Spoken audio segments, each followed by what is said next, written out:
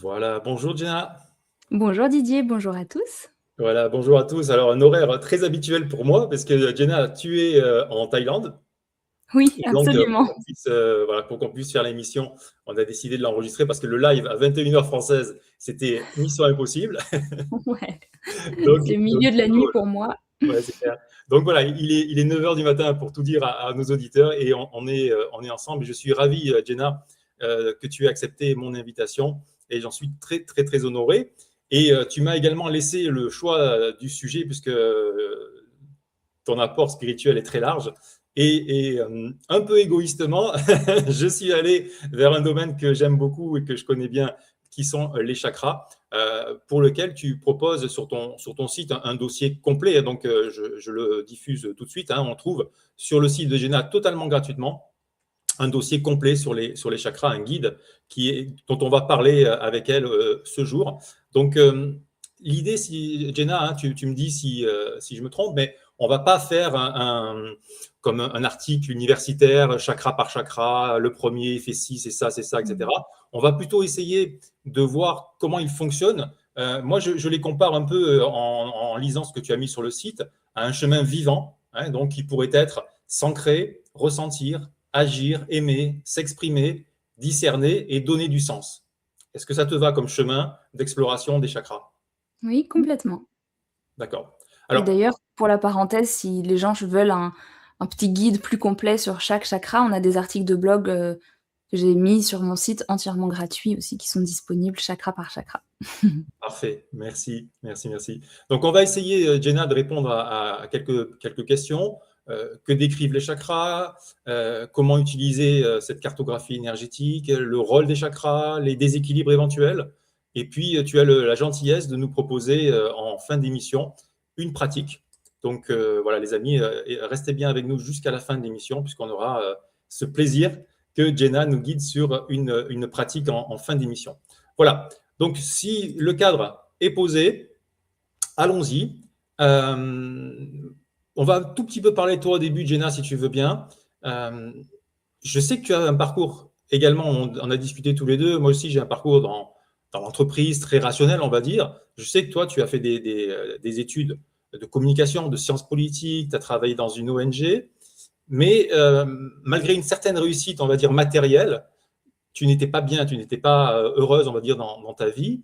Euh, et tu as décidé d'entrer dans ta mission de vie. Alors, ça, c'est un point crucial, je pense, pour tous les gens qui viennent en spiritualité. La plupart, c'est parce qu'ils ne sont pas heureux dans leur vie, dans le salariat, dans différentes activités qu'ils peuvent avoir. Et toi, tu as fait un choix super fort, super puissant, qui est de quitter une situation tout à fait confortable pour aller vers là où tu allais t'épanouir. Oui, alors c'est vrai que je mettrais peut-être un tout petit peu de nuance à ce que tu as partagé, dans le sens où je dirais pas que j'étais pas heureuse, d'une part, simplement, j'avais vraiment la sensation très profonde de ne pas être à ma place. Mais j'arrivais à trouver du sens, il y avait de l'intérêt intellectuel pour ce que je faisais, et une situation confortable. J'étais très jeune, je n'avais pas véritablement démarré ma vie professionnelle, donc confortable, voilà, j'avais un salaire de stagiaire, un paillet 50 heures par semaine. Donc, on va dire que la chance que j'ai eue, je pense, c'est contrairement peut-être à des personnes qui ont une vie avancée avec tout un tas de responsabilités, moi, j'avais pas ça. Et cet appel de ma mission de vie, mais dont j'avais aucune idée qu'elle prendrait cette forme-là, il était très fort dès mon plus jeune âge. Et finalement, j'ai pas, on va dire, attendu longtemps des années dans le monde, enfin, non pas que ce soit mal, hein, mais dans le monde matériel pour répondre à cet appel, on va dire ça comme ça. Ça a été vraiment très, très jeune. Donc, d'une part, j'avais pas grand-chose à perdre et je pense que ça a joué aussi en ma faveur. Et puis, je savais pas exactement dans quoi je m'embarquais. Je savais simplement qu'il y avait un appel qui était là, vers quelque chose d'un peu effrayant parce que ça me demandait de me révéler au monde, ou au monde, en tout cas aux personnes autour de moi, d'une manière très inconfortable qui était ce que j'appelle le coming out spirituel, donc c'est-à-dire de partager sur des sujets qui, pour la plupart des personnes, sont de l'ordre du perché, de l'irrationnel, voire l'apanage des personnes qui ont un grand manque d'intelligence, comme on me l'a souvent fait remarquer. Et donc, ça positionne tout à fait en vulnérabilité. Mais je crois que parfois, quand il y a un appel qui est fort, qui est de l'ordre de l'âme, Luminam, comme ton association, ta chaîne, eh bien, si on a le courage, ou peut-être que c'est pas du courage, peut-être que c'est le chemin de la facilité que de suivre cet appel-là, alors eh bien, la vie prend les rênes et nous guide. Oui, c'est bien que tu dis ça, le chemin de la facilité finalement, parce que bien des personnes se font un monde en disant non, je ne peux pas quitter ce que je suis en train de faire, j'ai trop d'engagement, comme tu dis. Mais en fait, si on se met dans ce chemin de vie-là, est-ce qu'on pourrait dire qu'on est un peu sur une autoroute ou sur des rails et qu'après ça déroule? Je fais attention à ça parce que je veux pas laisser entendre que une fois qu'on a trouvé la clé de sa mission de vie, la vie devient facile, qu'on n'est plus confronté à d'éventuels obstacles intérieurs, défis de vie, parce que c'est pas le cas. Quand je dis la facilité, c'est parce que ça demande une énergie immense que de lutter contre les appels de son cœur, de son âme. Et donc en fait, parfois je me dis: «Mais en fait, c'est dur de vivre une vie qui va à l'encontre de ces élans naturels». Mais il est vrai qu'il y a un sentiment, et je vais plutôt parler de sentiment, de ressenti, d'alignement, de cohérence, de justesse dans des synchronicités, des opportunités magnifiques et la sensation que les portes s'ouvrent, et également parfois dans certains défis où, malgré, les confrontations avec soi-même qu'on peut avoir, malgré les peurs qui peuvent émerger et cetera, il y a néanmoins, si on creuse derrière tout ça, un sentiment de justesse, d'alignement, comme si ça faisait du sens, comme si on vivait pas ces obstacles, inutilement. Très bien, ouais, tu fais bien, parce qu'effectivement, bien souvent, alors nous, on est dans ce domaine de la spiritualité, le chemin de vie, pour beaucoup, c'est devenir comme toi, un enseignant spirituel, ou un thérapeute, ou un énergéticien, etc. Alors que le chemin de vie, il peut être multiple. Ça peut être cuisinier, ça peut être jardinier, ça peut être architecte, peintre. Ouais, en fait, ça, ce sont des métiers, mais le chemin de vie, c'est la vie. C'est tout ce qui va avec, c'est les relations, c'est notre rapport à notre corps, c'est comment est-ce qu'on prend soin de son environnement, c'est, les pensées qu'on cultive au quotidien. Tout ça, finalement, c'est notre chemin de vie. Après, heu, évidemment, notre âme, elle va avoir des façons de s'exprimer, de partager ses talents, de rayonner sa lumière. Moi, j'aime bien dire ça parce que c'est moins concret, et ça va passer effectivement pour certaines personnes à travers leur activité, pro. Parce qu'évidemment, on choisit pas son activité professionnelle, au hasard, et il y a souvent, de notre nature, de notre, signature énergétique qui va s'immiscer évidemment dans ce choix de carrière. Mais ça peut être aussi au travers de certains projets, la façon dont on est avec, notre, entourage. Donc en fait, c'est toute notre vie entière qui finalement, est imprégnée de cette essence d'âme, de ces ouais, de notre mission de vie, pour utiliser ce terme. Merci, merci. Alors, Jenna, alors on va aller tranquillement vers le sujet de notre émission. Euh, tu transmets beaucoup de choses, Jenna, on le voit sur ton site, sur ta chaîne YouTube, on en reparlera tout à l'heure. Il y a quand même un gros dossier là sur les chakras qui m'a, moi, interpellé. Alors, pourquoi tu as décidé de t'intéresser d'aussi près aux chakras?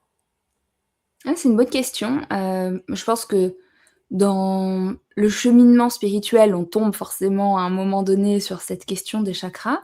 Et en réalité, les chakras, ce sont pas uniquement des concepts, réservés peut-être aux énergéticiens ou aux personnes comme toi qui ont une pratique et qui, se servent de ce savoir, de ce prisme, on va dire, énergétique pour, travailler. C'est une grille de compréhension du monde et de soi. Et en fait, quand on commence à plonger dans les enseignements, de l'univers des chakras qui est extrêmement riche, profond, enrichi de toutes les personnes qui travaillent, directement, dans l'énergie, et de toutes les visions et de tous les textes qui existent, et il y a beaucoup de choses. On se rend compte véritablement que c'est une manière de plonger au cœur de soi, de grandir en conscience et de servir le monde. Donc c'est pas peu. Et et en fait, ce sont, on va dire, des angles d'approche différents, et en fait, ça a été vraiment naturel pour moi de m'intéresser à ça et je me suis passionnée par le sujet et et oui et c'est encore, aujourd'hui, une de mes façons de lire le monde, de de de de me connecter à moi-même, oui, de comprendre le monde qui m'entoure, de comprendre les personnes qui m'entourent à travers le prisme des chakras et de leur symbolique et de leur, monde énergétique. Oui, tout à fait. Alors, pour bien illustrer tout ça, Jenna, sur ton site, on trouve ce type de planche tout à fait bien détaillée. Félicitations à ta graphiste, hein. Donc, on a ici les différents chakras, les 7 chakras principaux, puisque la tradition nous dit qu'il y a des sous-chakras, des nadis, etc. Bon, on va peut-être pas aller jusque-là aujourd'hui, mais en tout cas, voici les principaux chakras avec leur nom d'origine. Alors, c'est quoi? C'est du sanskrit? C'est de l'indien? C'est comment Oui, exactement, c'est du sanskrit qui est donc, une langue, un peu comme nous on aurait le grec ou le latin, une langue ancienne, une langue qui est maintenant une langue morte, des textes, mais qui est, on va dire, la langue racine, de l'hindi aujourd'hui, mais plus que ça, parce que nous aussi, nos langues, indo-européennes, on appelle ça, découlent, du lointain sanskrit et donc il y a des échos. Mais effectivement, c'est du sanskrit et chakra en sanskrit, ça veut dire roue. Ça Ok, peut être bien traduit sûr. comme roue. Mmh. Ouais, ouais, tout à fait, ouais, tout à fait. Et d'ailleurs, est-ce que tu notes que les chakras tournent en fait? Est-ce qu'ils tournent dans le sens des aiguilles d'une montre quand ça va bien? Et est-ce qu'ils tournent dans le sens inverse lorsque ça va pas bien? Est-ce qu'on peut schématiser comme ça? Moi, j'ai pas forcément, cette vision-là. Je sais que selon les personnes, il y a des, on va dire des façons de capter l'énergie des chakras différentes. Donc toi, je sais que tu travailles directement sur les personnes en tant que thérapeute, position que je n'ai pas et que je ne prétends pas avoir. Donc tu pourras nous partager, toi, ton ressenti. Moi, je vois pas tout à fait ça comme ça. Puisqu'on est dans le monde de l'énergie, il y a effectivement des forces, il y a effectivement de l'énergie qui circule, mais on peut voir, une énergie qui est, incrustée ou on peut capter des parfois des sortes d'objets ou de choses comme ça qui sont dans des zones, énergétiques, des chakras. On peut voir que l'énergie ne circule plus, on peut voir différentes choses selon notre, perception. Le La circulation des chakras, je ne prétendrai pas avoir, la vérité sur ça, parce que d'expérience, j'ai entendu que selon les personnes, il y avait des ressentis différents. Moi, j'ai pas forcément la Oui, vision, que tu as dite, c'est-à-dire si ça va dans le sens des aiguilles d'une montre, ça roule et dans l'autre sens, ça roule pas. oui, Parfois oui. des choses surprenantes, Ah oui, oui, tout à fait. Bah, de toute façon, on trouve une infinité de cas de figure, tu as tout à fait raison, et qui correspond à une infinité de personnages qu'on incarne tous, en fait, ouais, c'est clair. C'est clair. Alors, on parle souvent, quand on parle de chakra, tu en as un petit peu parlé à l'instant, de blocage, d'ouverture, peut-être même des fois en excès, tu sais, pas assez. Euh, Comment tu définirais, c'est ça, Jenna? Comment tu vois ça?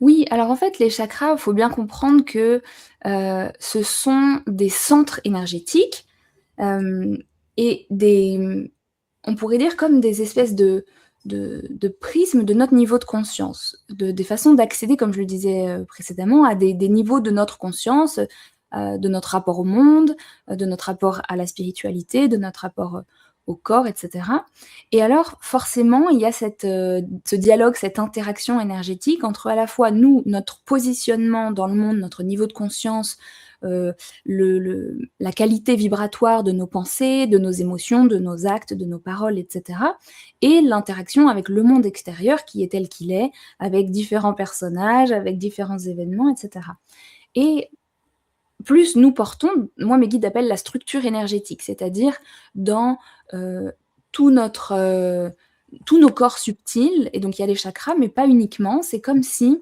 on pouvait avoir une photo à un instant T de, tout ce qui est de l'ordre de mémoire, de transgénérationnel, karmique, d'âme, ou dans cette vie, aussi, constitué aussi par les pensées que nous avons, les émotions que nous traversons, l'état de vibratoire et de santé de notre corps et cetera. Donc tout ça constitue notre structure énergétique et quand on se connecte à ça, on peut effectivement capter, selon les personnes, qu'il y a différents nous on a appelé ça des blocages, qu'il y a en fait, des espaces où l'énergie va être comprimée, où l'énergie va être bloquée, où il y a, une part de notre, conscience, on pourrait dire ça comme ça, qui ne circule pas d'une certaine manière. Donc on va expliquer peut-être avec des exemples, ce sera plus parlant. On peut imaginer quelqu'un qui a un chakra, de la gorge, souvent, les gens s'identifient beaucoup à ça, avec un certain blocage et ce sont des personnes qui on va prendre des archétypes, hein, évidemment, dans lesquels on peut se reconnaître, mais vont avoir donc de la difficulté à exprimer, à mettre des mots peut-être sur ce qu'ils ressentent, pour la partie la plus évidente quand on parle du chakra de la gorge, mais parfois aussi ce sont des personnes qui, vont avoir de la difficulté à être dans leur propre vérité intérieure, à ne pas se mentir à eux-mêmes ou à avoir une vision de ce qu'ils souhaitent et de ce qu'ils souhaitent créer pour eux, hein. Quand je parle d'une vision, c'est pas, imaginer, avoir des rêves, c'est vraiment plutôt avoir, de la clarté sur là où on souhaite aller dans la vie, ce qu'on souhaite créer pour soi, et cetera et des personnes qui ont ce type de problématique, par exemple, ça peut se sentir très vite au niveau du chakra, de la gorge et quand on se connecte à cette bibliothèque énergétique, j'ai envie de dire, eh bien, on peut aussi aller capter, parfois les racines, même toujours en général si on est capable de le faire, mais on peut aller retrouver, faire remonter des, mémoires qui correspondent à ces blocages. Donc potentiellement, on a été très, réprimandé dans sa créativité dans son enfance. Ah puis tiens, il y a aussi une mémoire d'une autre vie où, on a été, peut-être, une femme dans un mariage, où on n'avait pas le droit d'exprimer ses pensées ou, par exemple, une personne qui avait des idées à l'encontre, des idées de l'époque et qui a donc dû se taire énormément, par exemple, hein, encore une fois, je suis dans l'archétype et heu, c'est intéressant de savoir ça. C'est pas forcément nécessaire pour travailler, de mon expérience sur le chakra. Mes guides m'ont dit une fois, il y a bien longtemps: «Il n'y a pas besoin de savoir d'où vient la poussière pour la nettoyer» et je suis d'accord avec ça. Il faut pas non plus trop se perdre forcément dans les méandres, des éventuelles histoires qu'on peut se raconter, mais c'est passionnant et tout ça s'imprime, se cristallise, dans nos chakras et quand on rentre par le prisme des chakras, on peut aller s'observer, se comprendre et comprendre notre rapport au monde à travers, le symbolisme de chaque, chakra et potentiellement aller découvrir, aller libérer des choses, aller, heu, vers, une forme d'alignement, d'élévation vibratoire, et des déblocages qui ensuite peuvent arriver dans notre vie de manière assez surprenante. Oui. Oui, il y a beaucoup de choses intéressantes que tu viens d'évoquer, Jenna. On va les reprendre si tu veux bien. C'est vrai que dans Mmh. ce champ énergétique, parce que là, on parle des chakras, mais en fait, c'est beaucoup plus large, hein. Il y a le corps éthérique en premier, puis après, le corps astral, mental, causal. C'est une infinité. Moi, je pense qu'il y a une infinité de corps énergétiques. Et on va retrouver, tu as dit, moi, j'appelle ça toute la psyché, c'est-à-dire le système de croyances, les blocages, etc., des personnes, ce qui fait, comme pour reprendre l'exemple que tu as donné, ce fameux chakra de la gorge, qui pourrait, entre guillemets, être un petit peu bloqué parce que la personne n'ose pas exprimer ce qu'elle a au plus profond d'elle. Tu vois, moi, c'est ce que je donne comme exemple. C'est vraiment de parler de soi, mais de manière intime. C'est pas la grande gueule. Tu sais, il y a des gens qui sont en grande gueule. Ça, c'est pas une ouverture de chakra. C'est pas du tout j'évoque. Tu vois, c'est plutôt Complètement. les personnes qui savent parler d'eux de manière intime, de manière personnelle, de manière profonde. Tu vois Mmh. ce que je veux dire? Complètement, c'est aussi s'ouvrir à une forme de vulnérabilité quand on est dans la carapace en permanent, dans la tentative de contrôle de ce que les gens pensent de nous et cetera. On est dans une tension, on va dire, énergétique, sur le plan du chakra, de la gorge, mais comme tu l'as dit, c'est savoir être dans sa vérité et ça passe même au-delà des mots, hein. On pense que c'est uniquement, la verbalisation, mais ça peut être aussi à travers la créativité, à travers, la façon même dont on mène notre vie, qui est aussi une forme de message. C'est un témoignage de nos croyances et de nos valeurs, la façon dont on vit notre vie, la façon dont on prend nos décisions. Encore une fois, comme je le partageais, la vision qu'on a pour soi et pour le monde. Quel monde, rêve-t-on, pour demain, pour nos enfants et cetera? Donc tout ça, est, lié. C'est notre vérité, c'est notre, oui, notre capacité à être dans notre vérité. Ouais, oui, oui, oui, ils sont le reflet exact de ce qu'on croit, ce qu'on est, ce qu'on pense, ce qu'on vibre, d'une manière générale. Et effectivement, une Mmh. analyse précise peut très facilement mettre en lumière là où on est à l'aise et là où on est un petit peu moins à l'aise. Et d'ailleurs, à un moment T, mais aussi dans notre vie, il y a des moments où on est super bien dans son chakra racine et il y a des moments où on a une expérience traumatique qui va complètement nous faire sortir, de notre ancrage pour nous réfugier dans des vibrations plus élevées en voulant quitter un peu la matière. À l'inverse, on peut avoir son cœur brisé dans une période sombre, avoir de grosses rancœurs et avoir le chakra du cœur qui se ferme. Donc évidemment, tout ça est en mouvement. Bien sûr, exactement. Tout ça est en mouvement, tout à fait, tout à fait. Il y a pas de, c'est pas immuable, hein, effectivement. C'est tout ce travail-là, on le sait bien dans notre démarche spirituelle. Il y a rien n'est permanent, bien évidemment. Ouais, ouais. Alors, pour revenir sur ça, alors est-ce que, par exemple, restons sur ce chakra de la gorge qui est facile à comprendre pour tout le monde. Est-ce que un travail énergétique pur sur ce chakra permettra à la personne de libérer son authenticité, tu vois? Est-ce que le fait de travailler en énergétique sur le chakra uniquement et non pas sur le mental ou les croyances, tu vois ce que je veux dire? Est-ce que ça suffit pour libérer la personne? Honnêtement, ma croyance actuelle est que ça dépend vraiment des personnes. C'est-à-dire que je pense vraiment que en énergétique, on peut faire bouger énormément de choses, mais je crois aussi qu'il ne faut pas, et c'est pas parce qu'on est dans une discussion autour de la spiritualité, dans une démarche clairement sur ce thème-là, qu'il faut reléguer la matière, l'action, le positionnement, parce que au second plan. Pourquoi? Parce qu'on est venu sur Terre pour vivre ça. Et donc en fait, on est venu sur Terre pour incarner, c'est-à-dire mettre dans la chair, hein, incarnare, mettre dans la chair et donc dans notre corps et dans notre façon de vivre, les éventuels enseignements et transformations et alchimisation que nous pouvons vivre sur le plan de la conscience. Et donc, une personne qui aura le chakra de la gorge particulièrement bloqué va absolument pouvoir bénéficier d'une libération, d'une transformation, d'un déclic, d'une fluidification, on pourrait dire, qui va se passer sur le plan énergétique si, à un niveau profondément inconscient, elle est ouverte à recevoir cette démarche, évidemment, mais elle reste capitaine de son navire et ensuite il va s'agir d'aller dans sa vie avoir des façons d'être, des comportements, des actions, des décisions qui sont à l'image du nouveau niveau de conscience auquel elle a eu accès. C'est-à-dire, on a débloqué le chakra de la gorge et tout d'un coup, la personne se sent davantage capable d'aller rayonner sa vérité. Et donc, au moment où cette personne va être confrontée, par exemple, à quelqu'un de sa famille avec laquelle il y a souvent des conflits, et dans une situation où ça vient à chaque fois activer la fermeture de son chakra de la gorge parce qu'elle a l'impression qu'elle ne peut pas être dans sa vérité, etc., eh bien, ça va être, on va dire, un peu le test. Peut-être que ça va être facilité par le travail qui aura été fait sur le plan énergétique préalable, mais ensuite, il va être important d'aller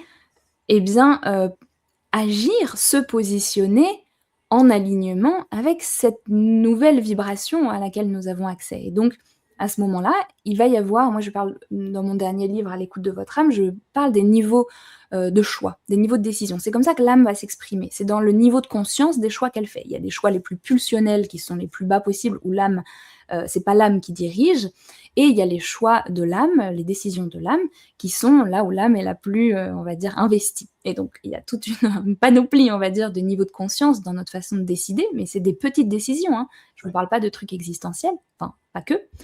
Et donc, comment nous allons décider de nous positionner face à une personne qui appuie un peu sur nos boutons intérieurs habituels? Eh bien, nous allons pouvoir peut-être monter d'un étage et avoir un comportement qui est un peu plus conscient. Ça ne veut pas dire qu'il est parfait, ça ne veut pas dire qu'on n'a plus de colère, ça ne veut pas dire que tout d'un coup, on est Gandhi ou que sais-je, face à une personne en face de nous, etc. Bien sûr que non, on est humain, mais il y a toute une panoplie entre être le sage, être Bouddha, et être le pire scélérat possible qui va assassiner une personne juste parce qu'il a une légère colère. Donc voilà, il y a toute une panoplie de positionnement. Et ouais, c'est ça que je veux dire, c'est que quand on travaille sur l'énergie, on a accès à des choix plus conscients, plus lumineux, plus vibrants, plus sages. Et ensuite, il va falloir agir, oser, et de manière répétée pour venir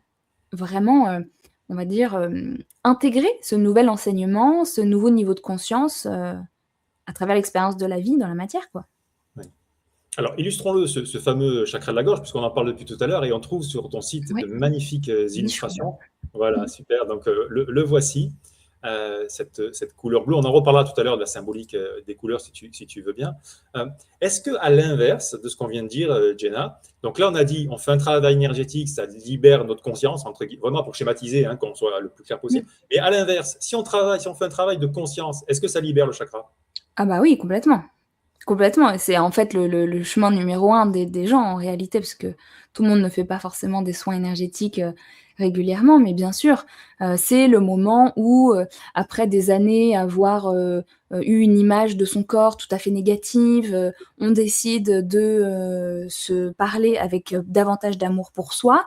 C'est le moment où, il y a une énergie, qui revient dans notre champ énergétique, et donc là, en l'occurrence, dans notre chakra du plexus solaire, notre pouvoir personnel, de notre estime de nous, et même qui commence par le deuxième chakra aussi. Mais c'est évidemment à travers ces choix-là que va en premier lieu s'effectuer le changement sur le plan énergétique. Ouais. Alors, tu parlais de ce second chakra, Jenna, donc je l'illustre également donc, avec ces magnifiques illustrations.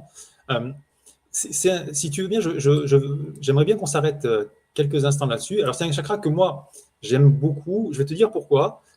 Pour moi, c'est comment je montre au monde qui je suis.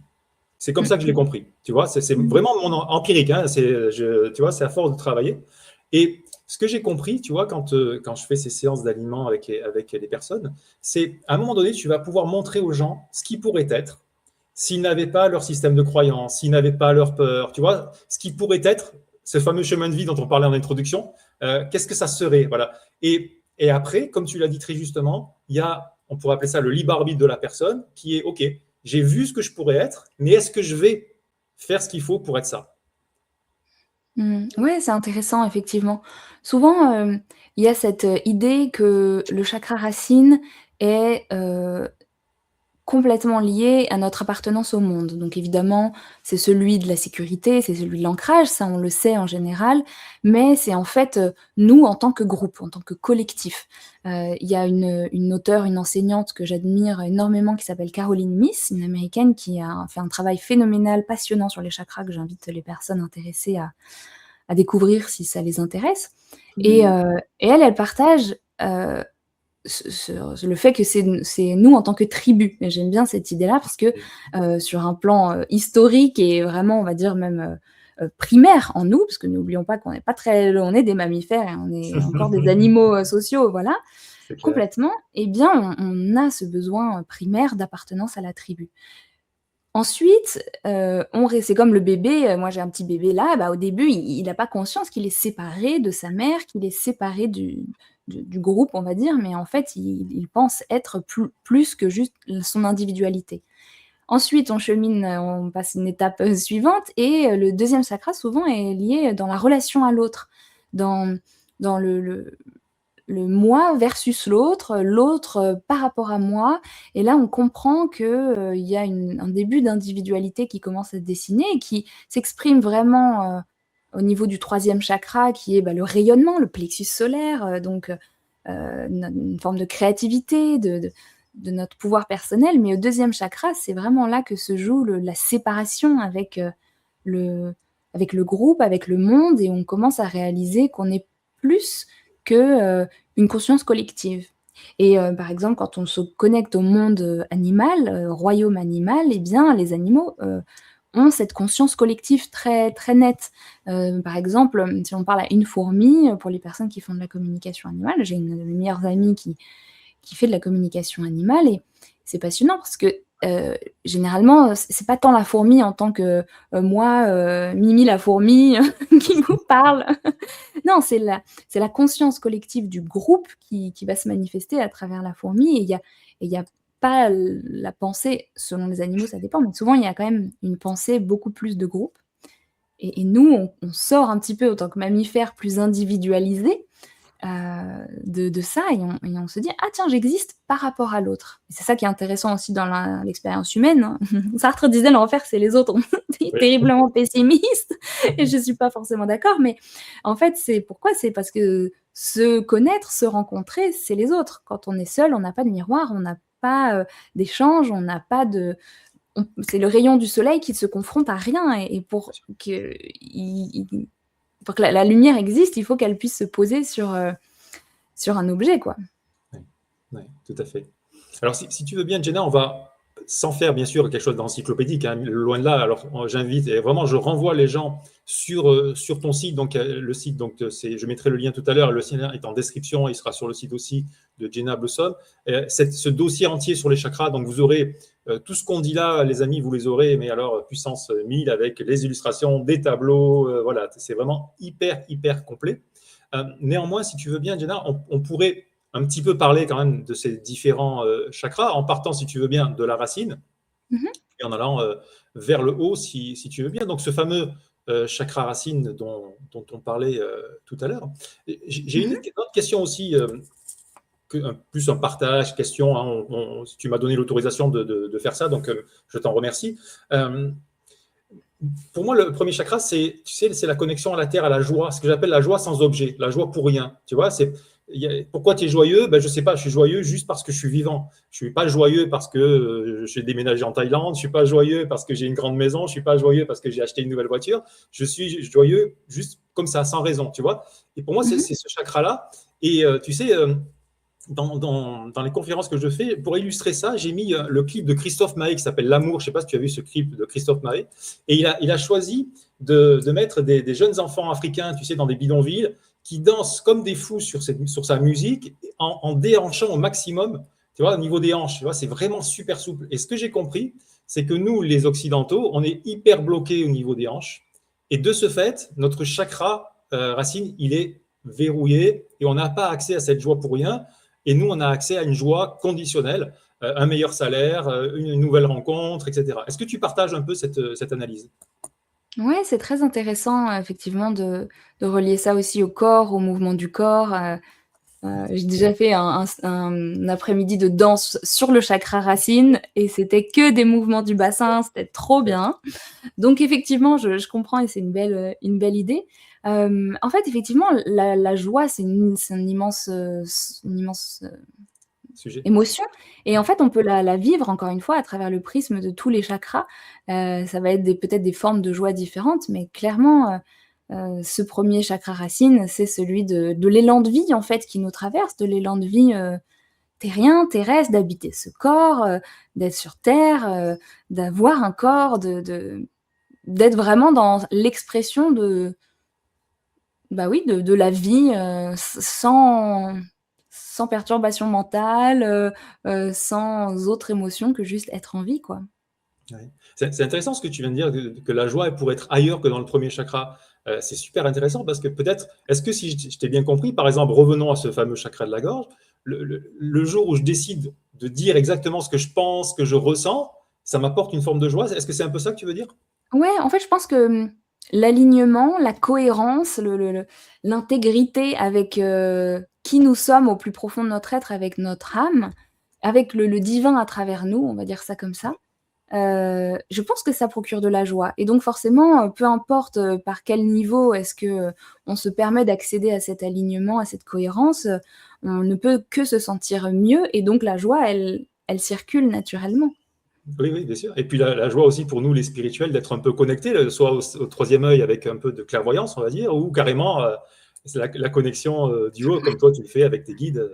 Ouais, Regarde, la rien que voir joie, le sourire que ça met sur ton visage, ça montre tout là. ouais, c'est ça, en fait, la joie, je crois que c'est pas aussi uniquement un moment de bonheur ou, tu vois, de danser, ça, c'est une manifestation de la joie, mais ça peut être aussi, un sentiment de paix profond, ça peut être, un silence intérieur important, ça peut être, un sentiment de lâcher prise absolu, de soulagement, d'aller, dans le flot de la vie, dans le wu wei comme disent les taoïstes, c'est-à-dire de vraiment se laisser porter par la vie, comme l'eau de la rivière, quoi.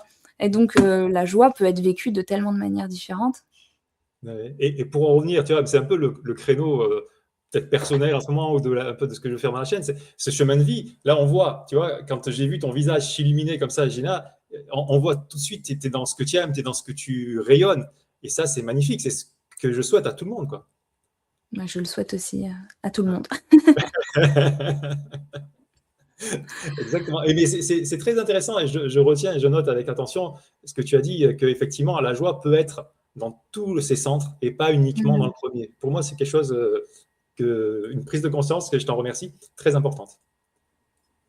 Alors, si tu veux bien, on essaie de dérouler un petit peu, hein, sans faire universitaire, comme on le fait là, si tu veux bien, pour que ce soit vivant pour nos auditeurs. On va parler un petit peu de ces... On a déjà commencé à parler du premier chakra, que voilà. Est-ce que les couleurs ont une symbolique précise? Est-ce que tu as étudié ça, Jenna? Ouais, en fait, comme je le disais, les chakras sont déjà une grille de lecture symbolique de nous-mêmes et du monde. Et donc, effectivement, les couleurs ont aussi sont des fréquences. En plus, nous, on a mis des couleurs qui sont perceptibles pour nous avec nos yeux humains, évidemment, sur le spectre de la lumière, mais en réalité, il y a bien plus de spectres que ça. Mais effectivement, quand on regarde les fréquences, bon, je suis pas du tout une scientifique, donc corrigez-moi si je me trompe, mais quand on regarde la décomposition de la lumière et les spectres de la lumière, on va voir qu'il y a différentes, on pourrait appeler ça, comment dire, des waves, des vagues, quoi, j'ai pas les termes, en plus je suis je suis un Oui, peu non, fatiguée, mais on va voir que la lumière, elle a pas les mêmes fréquences, en fait, c'est ça. selon la couleur, en fait, qu'on va regarder. Et donc, c'est de la même manière pour les chakras. Et donc, le chakra racine, qui est le plus connecté à la Terre et le plus dense, celui qui nous ramène encore une fois au corps, à la matérialité, à la densité de cette incarnation, ça va être le plus lent. On pourrait même penser à des sons, on va être dans un son très grave, vraiment une vague très lente, etc. Et plus on monte, plus les fréquences vont s'élever, plus on va aller vers des teintes de lumière différentes, un peu comme dans un arc-en-ciel finalement. Et le 7 est aussi un nombre sacré en numérologie, dans plein de traditions spirituelles, et on voit que c'est un nombre qui est très présent dans la nature. Et donc en fait tout ça est un peu de la même, du même, comment est-ce qu'on pourrait dire ça? Ouais, c'est un peu...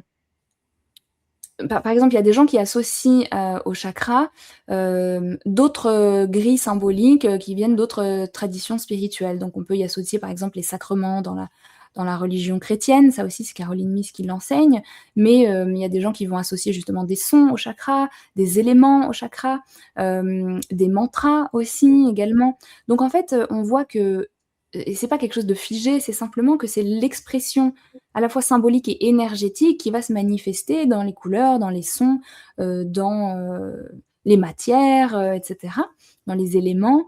Et ça va être des façons d'accéder à ce qui est de l'ordre de l'énergie. Mais effectivement, les couleurs ont tout à fait une importance. Et quand on travaille avec les couleurs aussi, quand on s'entoure par exemple de rouge particulièrement, il y a des gens qui ont un amour particulier pour certaines couleurs, eh bien les couleurs ont une fréquence, ont une vibration. S'entourer ou porter certaines couleurs va avoir un impact sur notre structure énergétique, et ça peut faire écho aussi à certains chakras, donc c'est intéressant aussi de se connecter à ça.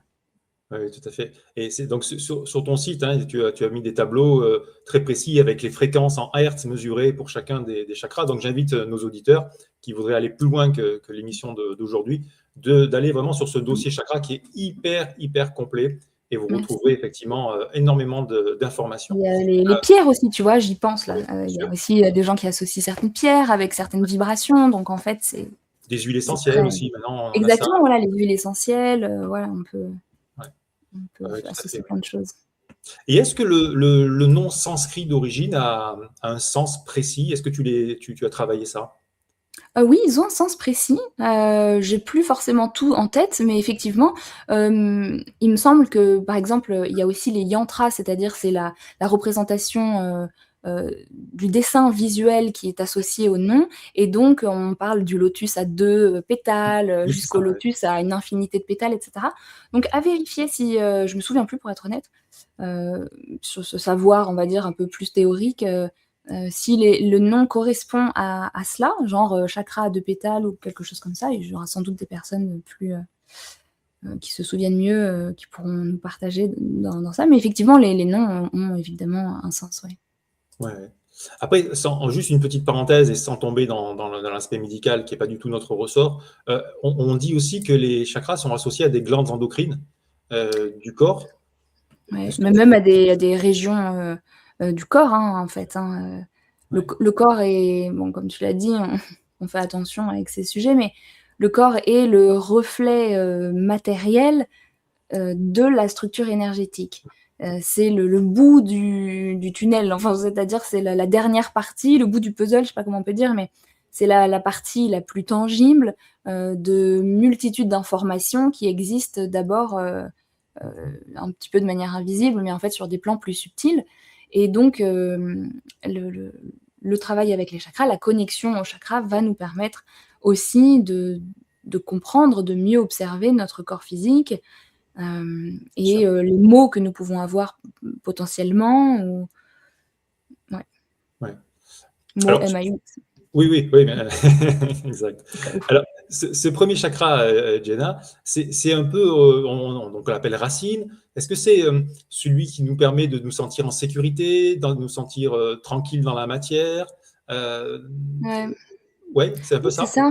C'est la racine, c'est donc nos racines, c'est notre appartenance. C'est notre appartenance à une famille, à une tribu, à un groupe, à un collectif.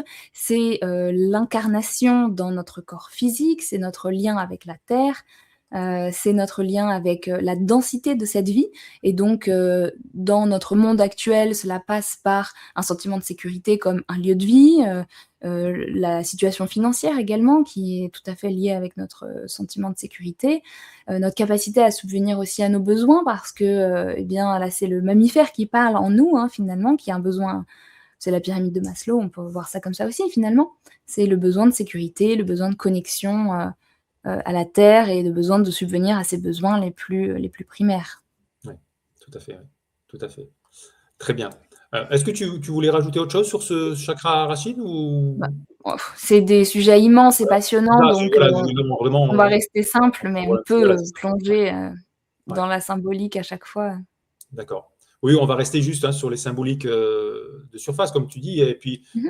et inviter ceux qui veulent en savoir plus à dévorer ton dossier Mmh. sur ton site, qui est, je répète, vraiment, c'est hyper complet, et tu as la générosité Merci. de mettre ça totalement gratuitement. D'ailleurs, il y a beaucoup de ressources gratuites sur ton site. C'est bien, ça montre. Alors, je mets le lien ici du site, c'est très simple en plus, c'est ton nom.com. Donc là, aucun problème pour le trouver. Donc, les amis, vous aurez bien sûr ça en description, et allez sur le site de Jenna, vous aurez, outre le dossier chakra, beaucoup d'autres ressources totalement gratuites, voilà, qui participent totalement à ce que tu disais tout à l'heure sur ton chemin de vie et ton plaisir, ta joie de transmettre et de donner. Alors, venons-en à ce fameux deuxième chakra que voici, avec une Mmh. couleur que moi j'adore, le orange. Tu vois, tout à l'heure, je t'ai pris cet exemple-là qui est très perso, parce qu'en fait, moi, je suis hyper sensible à ça. Tu vois, j'adore cette couleur orange depuis que je suis petit. C'est mon truc. Et dès que je peux, tu vois, je mets un peu d'orange. Alors, bon, là, j'ai choisi le blanc pour l'émission, pour donner un code, mais en fait, je suis souvent habillé en orange. Ouais. J'adore cette couleur. Mmh. C'est génial. Ouais, c'est Ouais, cool. alors le deuxième chakra, qui est appelé aussi souvent le chakra sacré, c'est un chakra où, comme je disais, on est dans la relation à l'autre, mais c'est un chakra où tout d'un coup, on entre dans, on passe au-dessus des besoins primaires, on va dire, de survie, et là, tout d'un coup, on commence à s'affiner un petit peu. On pourrait imaginer la conscience qui chemine, en fait. Oui, J'aime c'est bien ça. voir ça.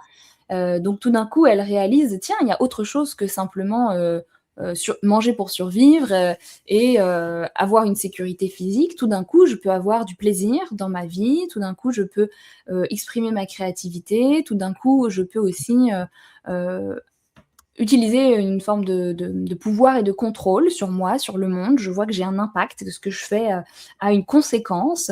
J'ai aussi tout ce qui est lié à la sexualité, qui est aussi de l'ordre de la créativité, qui n'est pas toujours bien compris, mais c'est l'énergie sexuelle, c'est l'énergie créative, c'est l'énergie de vie qui nous traverse aussi.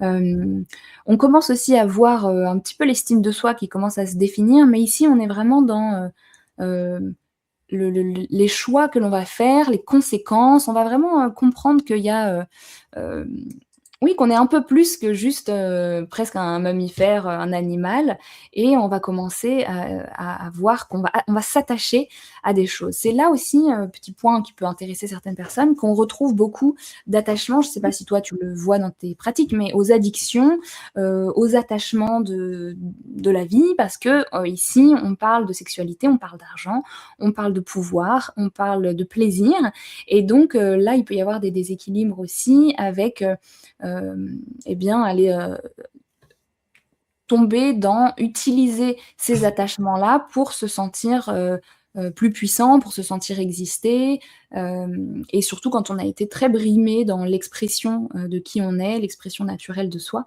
alors il peut y avoir des déséquilibres de ce côté-là, par exemple. Mais, c'est vraiment le moment où, on va, commencer à être dans l'énergie créatrice, on va commencer à créer, à avoir un impact sur le monde. Si on imagine la conscience qui découvre qui elle est et qui chemine. Oui, tout à l'heure, tu disais, et c'est une question que j'avais en tête que je ne t'étais pas posée à ce moment-là, tu disais donc dans ce champ énergétique, on a donc les blessures de l'enfance, tu as parlé aussi du karmique. Est-ce que tu peux y ajouter aussi ce qu'on appelle le transgénérationnel? Oui, je pense que si je l'ai pas dit, c'était une omission de ma part, mais absolument, il y a tout à fait le transgénérationnel et on peut porter dans nos chakras des mémoires transgénérationnelles, hein, des choses qui ne nous appartiennent pas, mais qui sont imprimées encore, dans notre champ énergétique. Oui. Ce qui pourrait expliquer que deux enfants qui vont naître de mêmes parents vont avoir une personnalité totalement différente ou Ah bah oui. ouais. Mes frères sont des jumeaux, monozygotes, donc des vrais Ok. jumeaux comme on C'est vrai dit. Et ce sont, des personnes complètement différentes, avec des défis de vie différents, avec, des talents différents, avec des sensibilités différentes, ça a rien à voir avec ça. Chaque âme, est unique, hein. Bien sûr, bien sûr, bien sûr. Ok. Alors venons-en au chakra, troisième chakra, donc toujours en partant du haut vers le bas, donc celui qui est au niveau du plexus, à couleur Plexus. jaune. Mmh. On dit traditionnellement que c'est celui qui gère les émotions. Oui, on dit que souvent que c'est ça parce que c'est l'espace où il y a véritablement, la compréhension qu'on existe en tant qu'individu. C'est vraiment: «Ah là, j'existe, je» c'est là où on construit, l'estime de soi, c'est la confiance en soi, l'intégrité avec soi-même et donc c'est aussi et puis souvent quand on a mal au ventre, on dit qu'on a une enfin, on a quand on a plutôt des émotions difficiles, souvent on a du mal à les digérer et cetera. C'est le moment où en fait, l'énergie qui nous traverse va se manifester sous forme d'une émotion, forte comme, bah, la colère, ou la joie aussi, on en parlait, tu parlais, du deuxième chakra. Souvent on l'associe, vraiment, bah, au soleil, hein, qui va rayonner, qui va vibrer, le jaune, de la joie, à cet endroit-là, mais ça peut être aussi des peurs qui sont nichées. En fait, c'est le moment où d'un coup on existe, donc la conscience continue, elle existe en tant qu'individu, elle se dit: «Tiens, mais en fait je suis un humain», donc on est beaucoup, hein, sur les 3 chakras du bas en tant qu'espèce humaine, on a du mal encore à s'élever un peu au-dessus, mais c'est bien, hein, chaque chose en son temps. C'est aussi l'espace du courage, hein, le plexus solaire. C'est le moment où en fait, même si on associe souvent le courage au cœur, mais c'est le moment où en fait on va rayonner, on va transmettre, une partie de nous au monde extérieur et donc éventuellement nos émotions, la responsabilité que l'on prend aussi dans notre vie, et tout ça va se passer au niveau du plexus solaire. C'est, c'est un espace qui est assez, passionnant et souvent, les Ouais. personnes qui ont des problèmes de digestion, des douleurs et cetera, souvent il y a des choses qui sont pas digérées, souvent il y a des émotions qui pèsent, des attachements aussi, à des situations, du passé, à des rancœurs, des difficultés à poser des limites personnelles, à s'écouter et cetera, qui commencent à se nicher à ce moment-là et qui bon, c'est pas pour faire un diagnostic médical du tout, hein, mais Non, non, bien sûr. qui commencent, à vraiment se se manifester là et donc en fait, c'est là aussi on voit où on a beaucoup de nos croyances qui sont ancrées, hem, sur notre positionnement dans le monde, pardon. Donc disons qu'on va, rester dans un travail qui ne nous convient pas du tout, mais parce qu'on a peur peut-être du regard de l'autre, de déplaire à ses parents, de décevoir, voilà, des choses comme ça. Oui. Oui, et sur ces fameuses émotions, Jenna, est-ce que tu travailles avec les personnes sur comment se laisser traverser par une émotion? C'est-à-dire comment une émotion ne reste pas bloquée, figée, Mmh. tu vois ce que je veux dire? Ouais, complètement. Oui, alors les émotions sont des messages et ce sont des vagues et il y a à la fois quelque chose de très paradoxal, c'est qu'on est tout à fait invité à faire circuler cette énergie, cette information, pour qu'elle puisse passer. Pour toutes les personnes qui ont déjà vécu des grands chagrins, des deuils, on sait que vraiment il y a quelque chose de l'ordre de la vague dans la tristesse qui va complètement nous prendre, qui va nous laisser un peu de répit. Au début, c'est très proche, très resserré, et puis petit à petit, ça s'apaise, etc. Donc il y a vraiment cette idée d'une vague, d'une énergie, d'une eau qui nous traverse.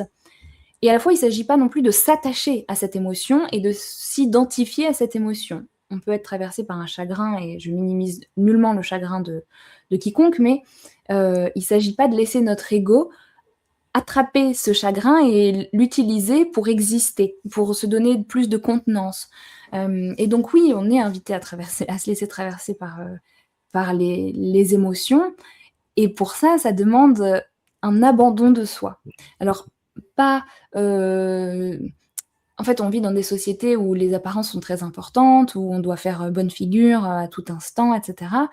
Et donc, il est important de trouver des espaces safe, des espaces où on n'est pas forcément regardé par les autres, et on peut se sentir libre de vivre notre émotion. Ça peut même être la joie aussi, et chacun va la vivre d'une certaine manière, mais on est souvent à contenir nos émotions, à essayer d'en laisser qu'une petite partie s'exprimer, sortir, etc.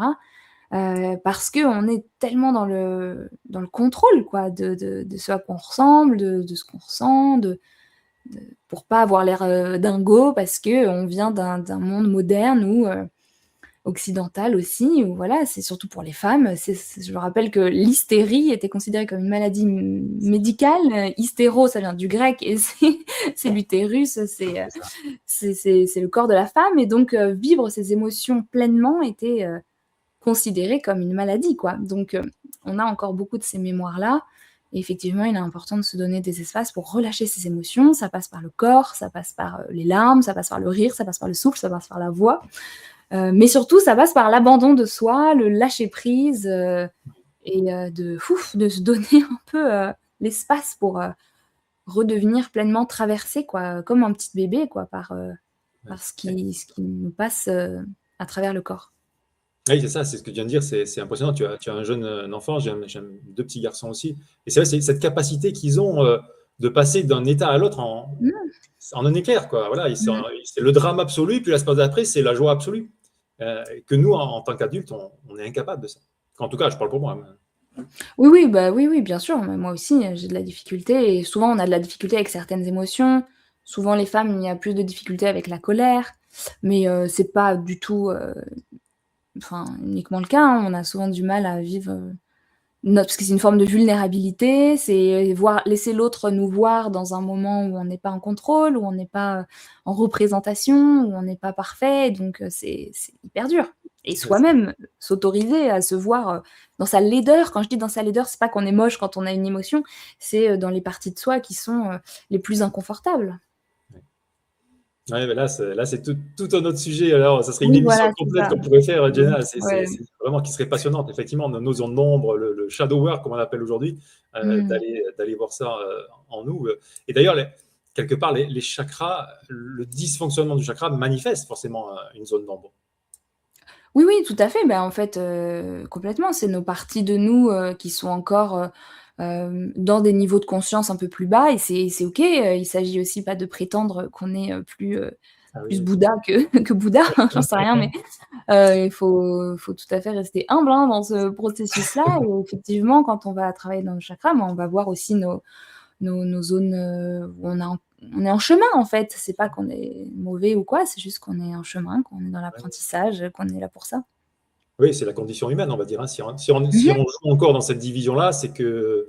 Ah bah ça, c'est sûr, on n'est pas une espèce hyper évoluée. On peut se croire éveillé tout ce qu'on veut en disant oui. Mais il suffit de regarder l'état du monde.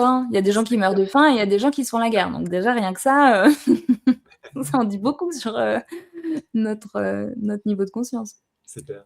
Alors, venons-en au chakra du cœur, voilà, qui est ici, illustré. Alors, il y a 7 chakras. Lui, c'est celui, on va dire, du milieu. Et souvent, on dit que c'est un peu la jonction ou la synthèse entre les 3 du bas qui seraient plus notre ancrage vers le bas, donc et les 3 du haut, notre connexion au divin. Et là, le cœur serait un peu la synthèse. D'ailleurs, c'est une importance considérable en spiritualité. On parle toujours du cœur. Comment tu le vois, toi, ce chakra du cœur ? Bah oui, complètement. C'est vraiment, un pont, un espace de reliance, presque j'ai envie de dire notre grand centre énergétique, qui réside au milieu de notre corps, réside aussi, dans là où on fait un câlin avec quelqu'un, là où on allaite son bébé, là où on a toutes ces expressions qui parlent du cœur, avoir le cœur brisé, et cetera, là où on a l'impression de ressentir l'amour. D'ailleurs, je crois que c'était les Grecs qui pensaient qu'on pensait à travers le cœur, hein. Nous, on a la connaissance moderne qui fait qu'on imagine que les pensées, elles sortent du cerveau, mais on pourrait imaginer qu'elles sortent d'ailleurs du corps, par exemple. Et effectivement, c'est un espace de conscience considérable. Souvent aussi, même quand on parle de l'intuition, je sais qu'on associe ça au troisième chakra, au troisième œil, je veux dire, mais en réalité, il y a vraiment j'ai envie de dire, oui, cet espace de connexion entre le monde et nous qui passe vraiment par cette grande porte, quoi. Moi, je le vois en tout cas comme ça. Et cette grande porte, c'est l'espace évidemment de l'amour et de tout ce qui va avec, donc de la compassion, du pardon, des potentielles blessures émotionnelles qu'on peut avoir, de la capacité à recevoir de l'amour, de la capacité à donner de l'amour. C'est notre capacité à entrer en connexion avec notre monde profond aussi, très Est-ce que riche le cœur. c'est génial, la synthèse entre l'amour de soi, donc on a un peu plus parlé des 3 premiers chakras, et puis l'amour universel qui serait plutôt le haut? Est-ce que ça serait un peu En ça tout cas, aussi? c'est la porte d'entrée pour les 2, quoi. C'est-à-dire que c'est vrai qu'on peut bon après, juste en dessous, on a l'estime de soi, on a la confiance en soi qui construit justement une capacité à être dans l'amour pour soi. Et l'amour pour soi, c'est pas une adoration de notre ego, et de nous-mêmes en tant qu'individus, c'est plutôt une célébration de l'être humain que l'on est et du divin qui nous traverse. C'est reconnaître que, il y a cette part, divine, cette part sacrée qui nous habite au-delà justement, de l'ego, quoi. Hem Et donc effectivement, c'est là que naît, l'amour pour nous et qui nous permet aussi d'être dans l'amour de l'autre, en fait. Ouais. Ouais, c'est très, très justement dit et très, très, très bien dit. Merci, de cette belle précision. Alors on continue d'avancer, on arrive à ce fameux, chakra de la gorge dont on a tant parlé, tout à l'heure, donc Mmh. ici plutôt, de couleur bleue. Donc comme on en a parlé un petit peu tout à l'heure, ce serait donc vraiment c'est l'expression parler de soi, mais parler de soi de manière, intime, profonde, presque Ouais, inspirée comme tu disais? à mon sens, c'est même pas juste parler, c'est être dans sa vérité. OK. Et ça va passer par l'expression, mais l'expression n'est pas uniquement par la parole, ça va être aussi toute notre modalité aussi créative, hein, une autre forme de créativité. Ça va être notre capacité aussi à faire des choix, comme je le disais, dans notre vie, on va être dans sa vérité, ça passe par, comment est-ce qu'on se comporte, comment est-ce qu'on choisit, je sais pas moi, où est-ce qu'on habite, comment on vote, enfin j'en sais rien, des choses comme ça, c'est être dans sa vérité. Et évidemment, ça va être, forcément aussi dans la parole, mais on parle souvent, voilà, de nous vers le monde, mais il y a aussi notre capacité à écouter, ne l'oublions pas, d'être dans le dialogue avec l'autre et ça peut aussi passer par le chakra de la gorge, hem et l'expression aussi de nos volontés personnelles, hein, de savoir aussi, dire par la parole ou autrement, mais voilà ce que je veux, voilà qui je suis Ouais, ouais. et voilà ma vérité. Ça, c'est ce que tu dis là, de manière très simple et c'est tout un travail, ça pourrait être une personne, un travail de 50, 60 ans. Dire Ah ce oui, que oui, je suis, chaque ce que chakra, hein. ouais, ouais, tu vois, c'est Ah oui, énorme, oui, c'est tout un complètement. travail, de cheminement, très, très Exactement, ouais, ouais. ouais et c'est qui se résume en fait en quelques mots, mais pour y accéder, pour oser le faire, pour y arriver, c'est parfois, Bah oui, ouais, tout c'est le chemin spirituel, c'est généralement ça, c'est des choses, simples, hein, qui sont partagées depuis des milliers d'années et pour autant on est encore, sur la route.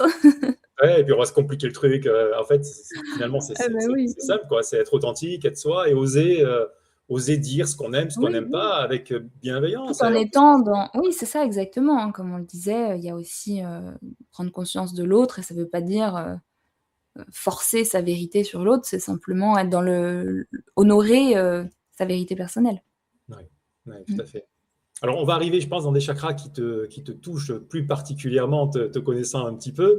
Le fameux, 3e œil, le voilà, le 6e chakra, magnifiquement encore illustré Là, je te laisse complètement libre, parce que là, je pense qu'on est dans ton domaine de prédilection. Ouais, donc là, effectivement, on commence à élever la conscience qui a continué donc de cheminer, qui a exprimé qui elle était, et là maintenant, elle est en train de prendre conscience qu'il y a autre chose qui existe que juste son petit monde personnel. Et là, elle commence à développer son intelligence. Alors, quand je dis intelligence, c'est pas uniquement une culture générale ou une accumulation de faits sur un plan mental, c'est une capacité aussi à discerner, c'est une capacité à comprendre, à avoir du bon sens, à avoir une perception claire de la vie, des événements, des autres, etc. Ça va être l'espace symbolique où résident aussi nos croyances, notre imagination, notre capacité aussi à développer une certaine sagesse hein, dans notre vie. Donc c'est aussi, on peut le symboliser avec les âges de la vie, comme je le fais un peu avec cette histoire de conscience qui chemine. Là, on arrive finalement dans le troisième âge, dans la partie où on a accumulé une certaine expérience de vie et donc on peut reconnaître, distinguer la vérité de l'illusion, on peut voir des schémas se répéter, on peut tirer des leçons de vie, etc. Et évidemment, c'est aussi le siège de l'intuition, c'est bien souvent pour cela qu'il est sollicité, avec cette image d'un œil que nous aurions, moi j'ai un petit grain de beauté ici, dans cette idée où en fait on pourrait voir avec un œil qui est non physique et qui nous permet de voir à travers, au-delà des apparences, quoi. Et donc c'est ça, mais c'est pas uniquement voir des choses mystérieuses. C'est comme je l'ai dit, c'est capacité à voir avec de la clarté le monde, au-delà des apparences, et puis à connecter, à ouvrir notre intuition, à recevoir des messages, des informations qui vont commencer à nous éclairer, c'est-à-dire vraiment avoir de la lumière qui descend en nous pour nous guider sur notre chemin. Et on peut le faire de manière plus ou moins consciente, cette réception d'informations, cette réception de messages, de guidance. Donc voilà, et c'est là où commence véritablement à se former les concepts spirituels, la notion de spiritualité, sur un plan symbolique évidemment. C'est intéressant que tu aies commencé par des concepts très, j'allais dire, très matériels, très rationnels, Mais parce que oui, souvent, dans notre domaine, le troisième œil, on fantasme un peu sur le troisième œil. oui, c'est ça. L'ouverture du troisième œil va me permettre d'avoir la clairvoyance, la clairaudience, la Oui. clairsentence, etc. Et c'est le cas effectivement, mais je veux dire, on a tous ces centres énergétiques et on a aussi cette, enfin, il y a pas que ça, quoi. C'est là aussi, on élève notre vision. Là, c'est plus notre vision que pour nous, comme on avait au chakra de la gorge, c'est notre vision aussi pour le monde, pour l'humanité. Quels sont les idéaux que l'on porte, donc tout ça fait partie de l'être humain. Ouais, ouais. Non, mais c'est bien que tu déperches un petit peu le truc, parce que c'est vrai qu'on pourrait le voir que sous un angle très, entre guillemets, perché. Tu vois ce que je veux dire? Un Mmh, angle mmh, que, mmh, voilà, ça va, j'arrive à voir des esprits de la nature, j'arrive à voir des trucs comme ça. mmh. Là, toi, tu nous ramènes, et c'est super, dans notre quotidien, quelque part. Mmh. Voilà. Alors, le dernier, alors je pense que là, celui-là, pour toi, c'est un régal, un bonheur, ce pétale aux 1000 lotus, hein, je crois que c'est comme ça qu'on l'appelle dans la tradition. Oui, c'est ça, le Voilà. lotus, Le coronal, voilà, le chakra c'est supérieur. ça. Ce Voilà. chakra couronne, donc on peut imaginer qu'on porte une jolie couronne, au-dessus de la tête, et c'est vrai que ce chakra, il est lié à tout ce qui dépasse notre identité personnelle. C'est la transcendance, c'est-à-dire que la conscience qui a cheminé, eh bien elle est au moment où elle fait la transition, où elle retourne au monde spirituel. Si on prend encore une fois, une équivalence avec, les âges de la vie, c'est le moment où en fait elle quitte ce monde d'une certaine manière. C'est notre conscience de Dieu, du divin, de la conscience universelle, notre capacité à nous relier avec tout ce qui est beaucoup plus grand, avec le sens profond de l'existence, tout ce qui va être de l'ordre du métaphysique, de la foi, de l'inspiration, du sentiment de grâce, de la dévotion spirituelle, de notre conscience spirituelle qui va venir ensuite s'écouler dans le reste de notre corps. C'est parfois difficile à comprendre pour le mental parce que c'est genre: «Mais c'est quoi concrètement?»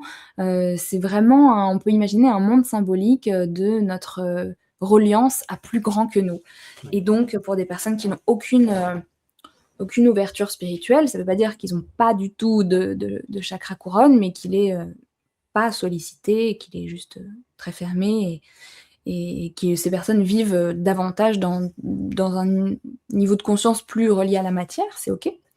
Hem Et d'ailleurs, il ne s'agit pas d'aller se percher, comme on dit souvent avec ce mot, mais d'aller se déconnecter complètement de la matière en vivant uniquement non, parce que quand on était un esprit, on n'avait pas besoin de s'incarner en fait. On est venu s'incarner, c'est pour être aussi dans tous les chakras, pas que celui-là.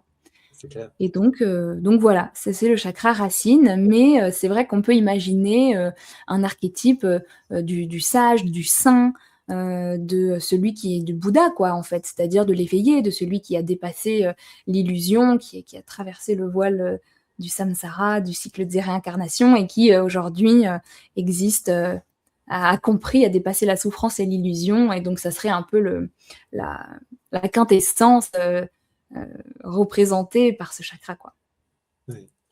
Moi, ce que j'ai observé, Jenna, moi, avec, toujours pareil, de manière empirique, à force de faire des cas, c'est que Ouais, je t'en prie. ces sixième et septième chakras sont généralement très ouverts, tu vois, mais ce Ok. qui va se passer derrière, c'est que les gens ont l'intuition, mais il y a le mental qui va décortiquer cette intuition, ce qui fait qu'au final, l'intuition, tu vois, le truc qu'on a reçu, il est mort. Voilà, tu vois ce que je Oui, veux bien sûr. dire?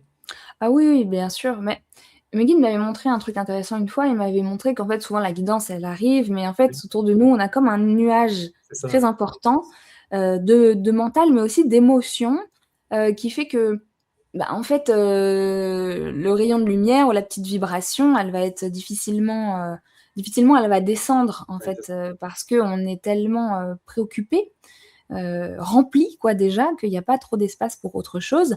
Et puis, il y a aussi une catégorie de personnes, souvent dans le milieu spirituel, qui sont absolument dans la capacité de recevoir ces intuitions, mais pour qui la matérialisation, le passage à l'action va être particulièrement complexe.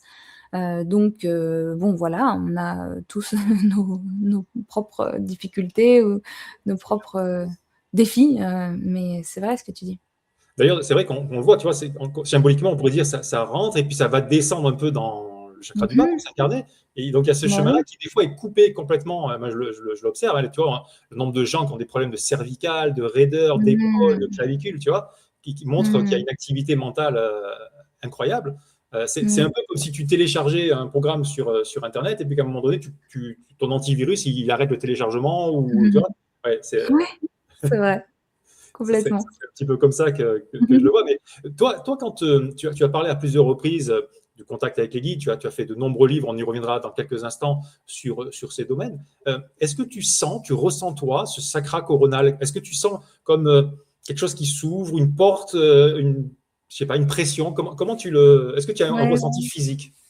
Pas, quand, je suis en communication, que je reçois un message, pas nécessairement, et là, je pense que ça parle aussi peut-être, de ma, des fois, difficulté à être pleinement dans mon corps aussi, tu vois? Mais non, je vais pas dire que je ressens une ouverture, ou quelque chose de physique, de très fort. En revanche, si je me concentre et que je fais une pratique, un travail, énergétique, sur les chakras, là, je vais, focaliser mon attention, donc je vais pouvoir ressentir des choses, mais pas au moment où j'ai la connexion, le message. D'accord. Je pense pas que ce soit, enfin, je connais beaucoup de personnes qui reçoivent des messages et qui n'ont pas nécessairement, ça s'accompagne pas nécessairement d'un ressenti physique, fort. Ok, très bien. Est-ce que toi, tu ressens les choses physiquement, quand, Oui, oui, oui, ouais, oui, ouais, bah, c'est c'est ça. ça C'est pour ça que je t'ai ton posé la question, tu as compris, bah, voilà. oui, c'est pour Ouais, ça, c'est ça ton ouais, tu sais, talent.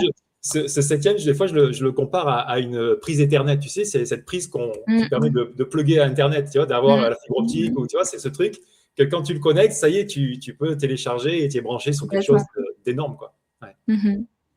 Voilà, moi, c'est parce que j'ai une démarche plus rationnelle, peut-être, ou plus masculine, je sais pas, que j'ai besoin tu vois, de ramener à des images un peu plus concrètes.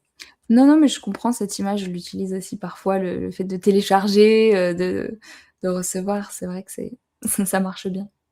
Alors les amis, on s'approche gentiment de la fin de l'émission et de la pratique que Jenna a gentiment proposée. Donc, si vous avez envie d'en savoir plus sur Jenna et comment ne pas avoir envie d'en savoir plus sur Jenna, donc vous avez son site et tout ça, bien sûr, sera dans la description de la vidéo sur YouTube et sur le site. Vous avez, alors là, pour la trouver, vous avez le choix. Vous avez donc le site dont on vient de parler. Donc là, il y a énormément de ressources. Déjà, en quelques mots, hormis les chakras dont on a beaucoup parlé, quelles sont les autres ressources que nos auditeurs pourraient trouver sur ton site? Pouf! Ouais, Alors, c'est énorme parce moi que quand j'invite tu m'as les gens demandé de à choisir, c'était énorme, c'était ouais, énorme. ouais, ouais, j'invite les gens franchement à se balader parce que j'ai fait, au fur et à mesure des années, parce que ça fait quand même 10 ans que je partage, des petits guides sur plein de choses. Donc on a sur la mission de vie, l'élévation vibratoire, on a les chakras, qu'est-ce qu'on a d'autre? On a, récemment, on en a fait un nouveau sur, karma, mémoire, et cetera, mémoire d'âme. Heu, je crois qu'on l'a mis en accès libre sur le site. Franchement, je me rappelle plus parce que moi, je vais jamais sur mon site. Donc Normal, je me souviens normal, plus de tout ce qu'on a fait, mais on en a des choses, c'est sûr. c'est Quand sûr. je dis «on» Alors parce qu'il y a des personnes qui m'aident à dans la partie technique, à mettre en place et cetera, mais après c'est vrai que ce sont mes partages, mais oui. Alors bien sûr, si vous avez envie d'en savoir plus, il y a aussi les livres. Donc j'ai fait juste une petite capture d'écran là sur ton site parce que tous les livres sont disponibles à partir de ton site. oui, Est-ce qu'il y aussi dans en les a librairies, dans les bon les librairies? plus anciens, on les trouve plus forcément en librairie, mais oui, oui, aux éditions Exergue, sur le site ou sur, internet, hein, dans les revendeurs OK, habituels. Vous pouvez le commander chez votre libraire.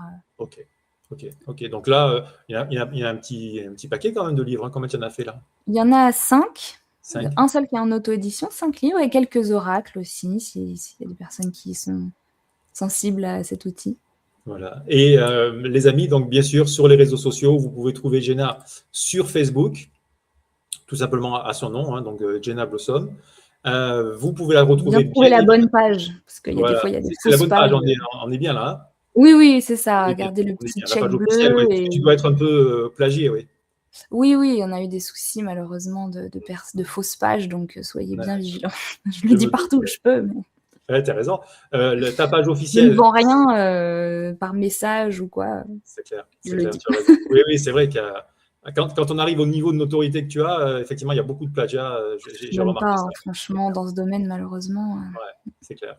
Donc on te retrouve aussi sur Instagram et oui, bien évidemment sur ta chaîne, YouTube où il y a beaucoup, beaucoup de ressources aussi, totalement, oui, gratuites plein. et disponibles, Des méditations, des partages, plein de choses. voilà, donc les amis, vous avez là une ouverture énorme que Jenna vous propose. Jenna, si tu veux bien, sauf si tu as quelque chose à rajouter sur ce qu'on vient de dire ou sur ce qu'on vient de présenter, c'est à toi si tu veux pour la Mais petite oui, partie. allez, On y va? allez. Oui, Allez, avec joie. je te laisse. Ça va être complètement, inspiré du moment. Allez, super. Je te laisse à l'écran et je te retrouve à la fin. Allez, d'accord. Ah, je vais vous inviter tout d'abord à fermer les yeux et en respirant, à laisser s'évader, s'envoler toutes les idées, concepts, mots et paroles qui ont été partagés lors de l'écoute de cette émission, afin de revenir à plus d'espace, plus de calme. Vous pouvez imaginer que vous êtes au fond de l'eau et qu'après avoir agité le fond de l'eau, tous les petits grains de sable se déposent tranquillement autour de vous parce que vous retrouvez une position immobile, sereine.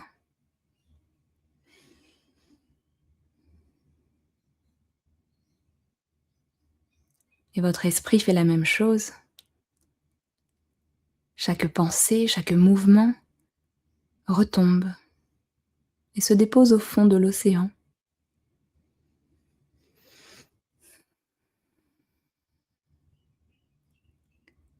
Depuis cet espace, cette clarté, vous pouvez commencer à focaliser votre attention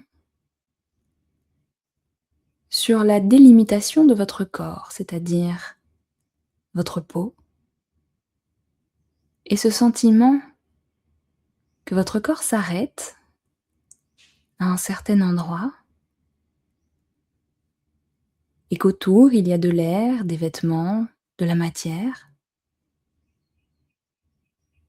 Et vous imaginez focaliser votre attention sur cet espace de transition, les limites extérieures de votre corps, l'enveloppe de votre véhicule terrestre.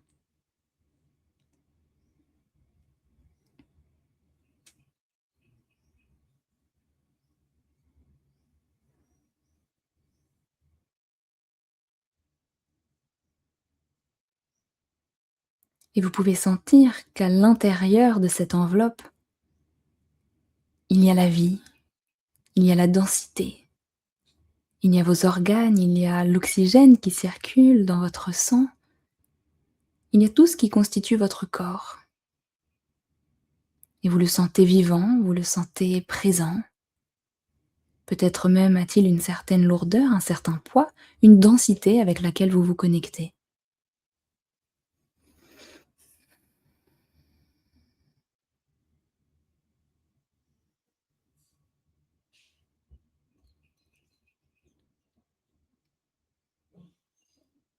Et de l'autre côté de cette enveloppe, il y a de l'énergie. Il y a finalement la continuité de votre corps, mais beaucoup moins dense.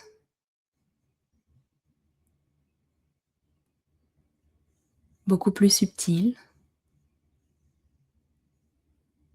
Mais vous pouvez ressentir, imaginer qu'il y a peut-être une vibration.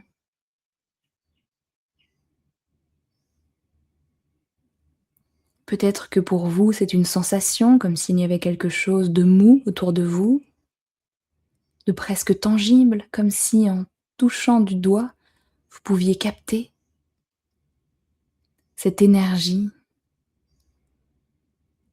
présente tout autour de votre corps et qui, à mesure que vous déplacez votre attention, devient de plus en plus subtile, de plus en plus éthérée.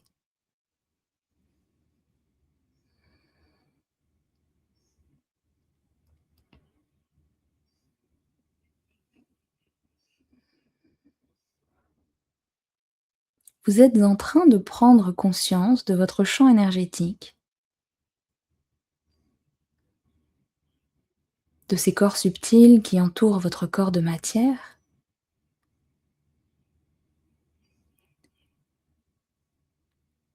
Et vous pouvez déplacer votre conscience devant, derrière, à gauche, à droite, et sentir que votre rayonnement énergétique est bien plus vaste que les parois de votre corps physique.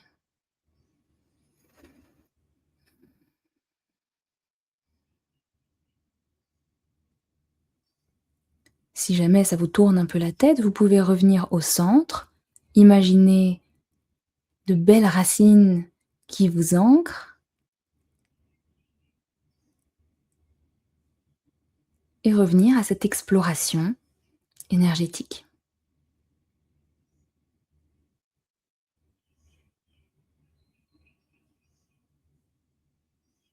Et dans cet espace, vous pouvez imaginer, voire peut-être ressentir, qu'au centre de cette bulle, de cette aura, il y a une véritable circulation énergétique, du bas vers le haut, du haut vers le bas, avec beaucoup d'activité. Et vous vous rapprochez et vous sentez que l'énergie circule à travers vos chakras,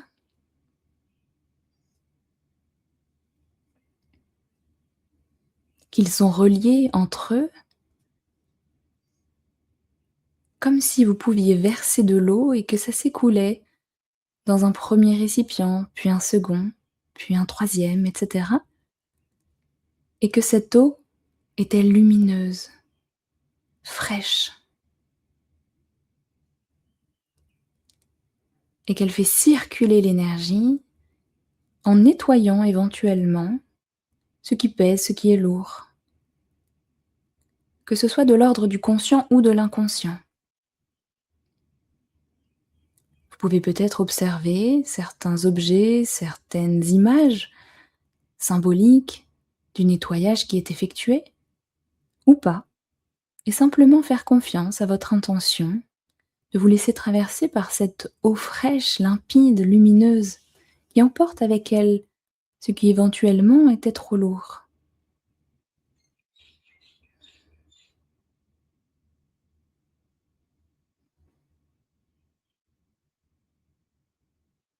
Et puisque cette eau descend jusque dans la terre, elle rend le sol fertile et riche. Elle vient féconder cet espace de la terre qui vous répond en vous permettant d'être traversé depuis la plante des pieds jusqu'au sommet de votre tête et plus encore par une magnifique lumière, un élan de vie qui traverse chacun de vos chakras, venant l'illuminer de l'intérieur,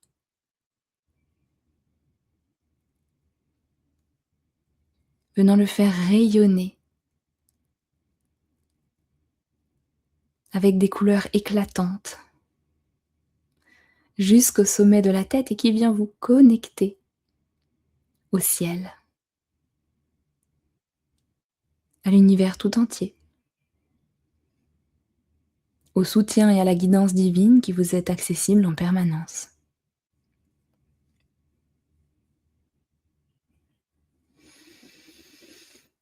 Vous respirez dans cet état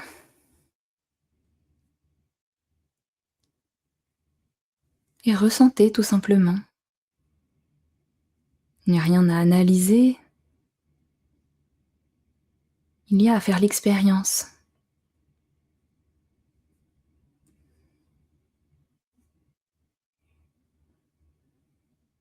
Y a-t-il des sensations qui émergent?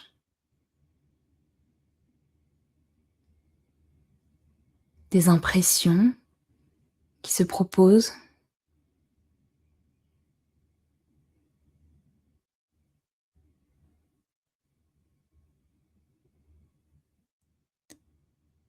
Et avant de terminer cette pratique, vous allez centrer votre attention au niveau de votre cœur, au centre de votre poitrine. Et ici, vous allez venir amplifier le rayonnement lumineux de la fréquence de votre chakra du cœur. Imaginez qu'il y a une boule de lumière, d'amour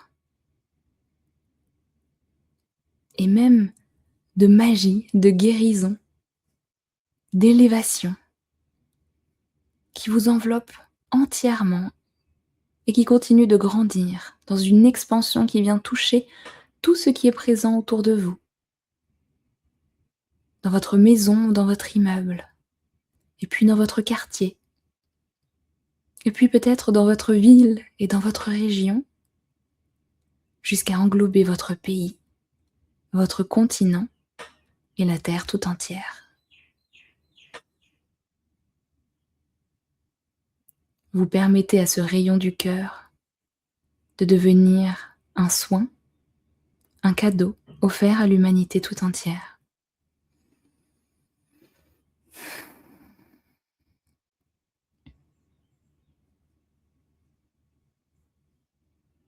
Vous respirez profondément. Peut-être sentez-vous un sourire se dessiner sur votre visage ou tout du moins à l'intérieur, comme si c'était votre âme qui était en train de sourire.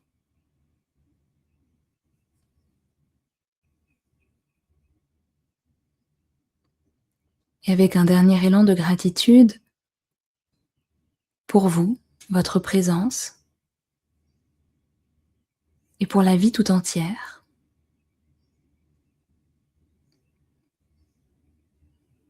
vous vous laissez aller, vous vous ouvrez pleinement à cet élan de vie qui vous traverse. Vous déposez les armes, vous déposez les carapaces. Et dans cet abandon joyeux et léger,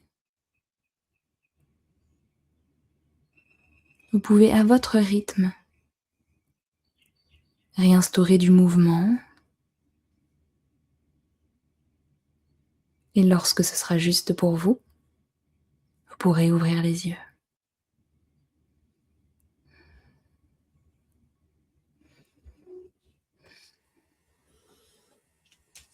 Voilà. Merci, Jenna. Merci Didier. Merci, une belle conclusion pour cette belle émission. À très bientôt. Merci à tous. On vous embrasse. Merci. Au revoir.